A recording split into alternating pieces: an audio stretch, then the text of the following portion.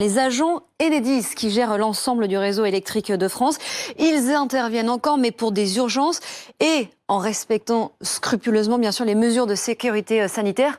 Les techniciens s'équipent scrupuleusement, leur matériel est désinfecté.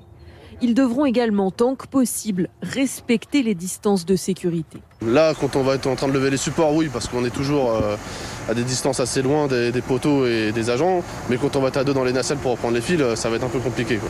À Valenciennes, par exemple, il a fallu rebrancher très vite le courant dans des appartements mis à disposition de soignants.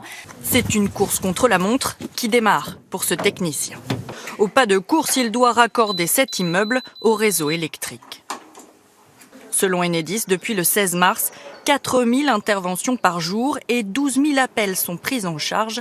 C'est 5 fois moins qu'en période normale, mais ils restent sur le pont. Les agents d'Enedis restent en activité. Ils n'interviennent désormais qu'en cas d'urgence.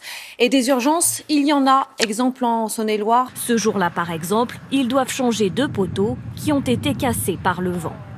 Tous les chantiers programmés ont été annulés. On intervient uniquement, on mobilise nos collaborateurs uniquement quand la sécurité et les dépannages sont nécessaires. En cas d'intervention, la priorité, c'est bien sûr de protéger la santé des salariés.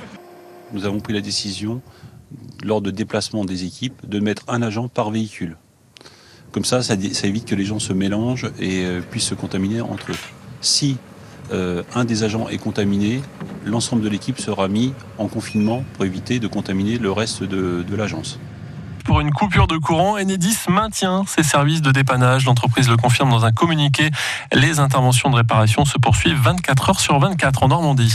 Pendant la période de confinement, Enedis en Pays de la Loire est organisé pour assurer et garantir la continuité de services publics de distribution d'électricité sur le territoire régional.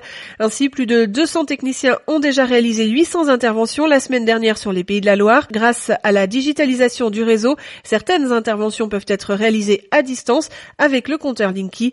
Suite à un incident sur une ligne à haute tension, le courant électrique a pu être rétabli en moins de 2 heures par l'équipe d'astreinte d'Enedis, soit avant midi.